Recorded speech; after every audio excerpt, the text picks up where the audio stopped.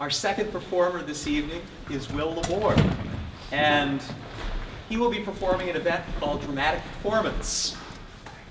If you think you've heard this particular performance that he'll be giving to you before, you probably have. Probably when you were a lot younger than you are now. Will is going to be presenting a very well-known child's book, the Lorax, in a very different manner than what you might be accustomed to.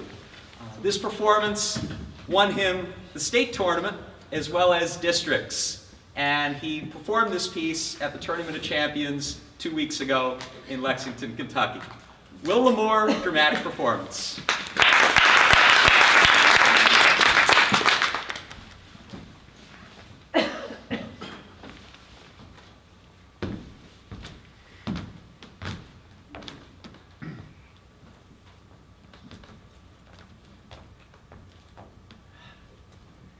At the far end of town, where the grickle grass grows, and the wind smells slow and sour when it blows, and no birds ever sing, but excepting old crows, is the street of the lifted Lorax.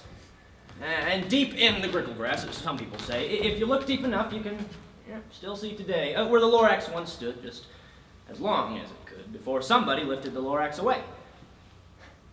But what was the Lorax? Why was it there? And why was it lifted and taken somewhere from the far end of town where the grickle grass grows? The old Onceler still lives there. Ask him. He knows. In 1971, famous children's author Dr. Seuss wrote a story about an environment destroyed by corporate greed. He would later go on to say that he wrote this story in order to educate children about their world's dwindling natural resources. And today, with thousands of trees being cut down from the Amazon rainforest every year, and with 72,000 tons of garbage floating in the middle of the Pacific Ocean, and with dozens of species going extinct every single day, it appears that we all still have a valuable lesson to learn from the Lorax by Dr. Seuss. Now I'll tell you, says the Onceler, his voice sounding gray, how the Lorax got lifted and taken away. It all started way back, such a long, long time back, way back in the days when the grass was still green, the pond was still wet, the clouds were still clean, and the songs of the swomy swans rang out in space. Now one morning, I came to this glorious place, and well, first I saw the trees. The truffle of trees, the bright-colored tufts of the truffle of trees, mile after mile in the fresh morning breeze. And while under the trees, I saw brown barbaloots, frisking about in their barbaloot suits as they played in the shade and ate truffle of fruits. From the ripulous pond came the comfortable sound of the humming fish humming while splashing around, but those trees, those truffle of trees, all my life I've been searching for trees such as these. The touch of their tufts was much softer than silk, and they had the sweet smell of fresh butterfly milk. I felt a great leaping of joy in my heart. I knew just what I'd do. I unloaded my cart, and in no time at all, I had built a small shop, and I chopped down that truffle of tree with one chop, and with great skillful skill, and with great speedy speed, I took that soft tuft and I knitted a thneed. But the instant I finished, I heard a loud bump. I looked, I saw something pop out of the stump. It was sort of a man? Describe him. Well, that's hard. I don't know if I can. He was shortish, and oldish, and brownish, and mossy, and he spoke with a voice that was sharpish and bossy.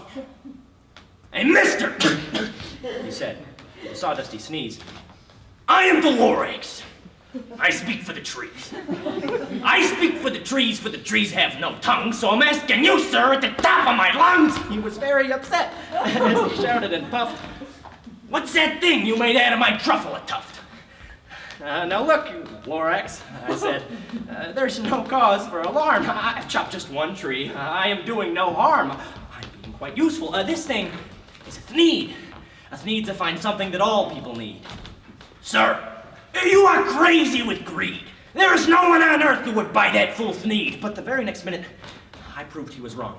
For just at that moment, a chap came along and he thought that the Thneed I had knitted was great. He happily bought it for $3.98. I repeat, I speak for the trees! I'm busy, I told him. Shut up, if you please.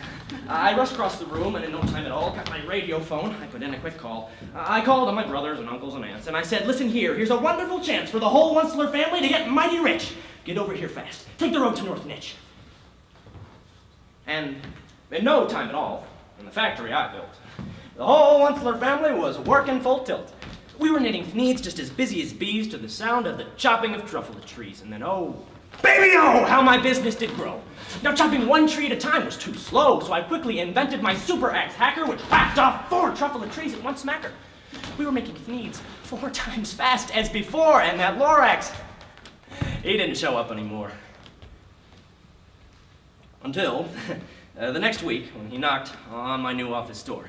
He said, I am the Lorax who speaks for the trees, which you seem to be chopping as fast as you please, but I'm also in charge of the brown barbaloots, who play in the shade in their barbaloot suits and happily live eating truffle fruits. And now, thanks to your hacking my trees to the ground, there ain't enough truffle fruits to go around, and my poor barbaloots are all getting the crummies because they have gas and no food in their tummies. No, they love living here, but I can't let them stay. I'll have to find food, and I hope that they may. Good luck, boys, he cried, and sent them away.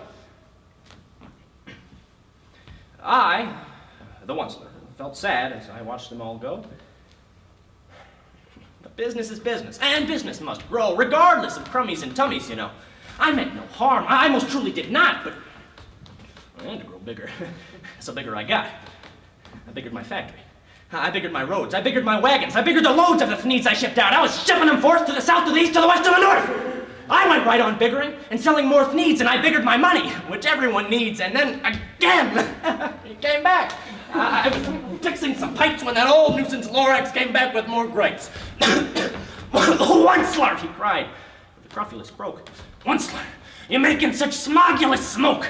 Why, my poor swoomy swans, though they can't sing a note. No one can sing who has smog in his throat. And so, please, pardon my cough. They cannot stay here, so I'm sending them off. Where will they go? I don't hopefully know.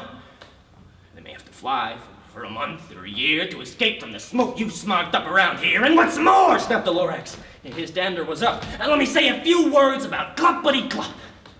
Machinery chugs on day and night without stop, making clumpity-clump, also schloppity-schlop, and what do you do with this leftover goo?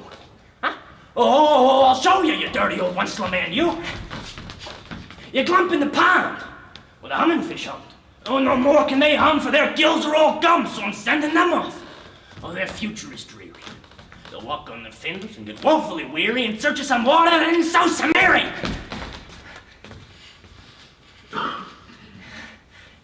And then, I got mad.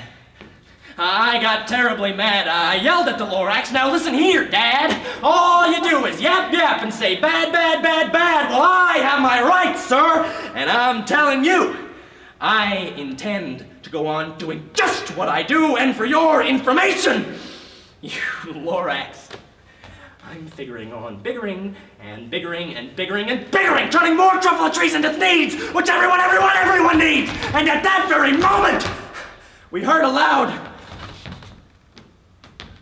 whack from outside in the fields. Came a sickening smack of an axe on a tree. We heard the tree fall. The very last truffle tree of them all. No more trees. No more Thneeds. No more work to be done. So, in no time, my uncles and aunts, everyone, they all waved me goodbye. They jumped into their cars and they drove away under the smoke-smuggered stars, and all that was left beneath the bad-smelling sky was my big empty factory. the Lorax, and I. The Lorax said nothing, just gave me a glance. Just gave me a very sad, sad backward glance as he lifted himself by the seat of his pants, and I'll never forget the grim look on his face when he hoisted himself and took leave of this place through a hole in the smog without leaving a trace. And all that the Lorax left here in this mess was a small pile of rocks with the one word, unless. And whatever that meant, well, I just couldn't guess. It was long, long ago, but each day since that day, I've sat here and worried away through the years while my buildings have fallen apart. I've worried about it with all of my heart. But now, well, now that you're here, the word of the Lorax is perfectly clear. Unless someone like you cares a whole awful lot, nothing is going to get better. It's not, so catch, says the Onceler. He let something fall. It's a truffle seed. It's the last one of all. You're in charge of the last of the truffle seeds, and the truffle trees are what everyone needs. Plant a new truffle. Treat it with care. Give it clean water and feed it fresh air. Grow a forest. Protect it from axes that hack. And the Lorax and all of his friends may come back.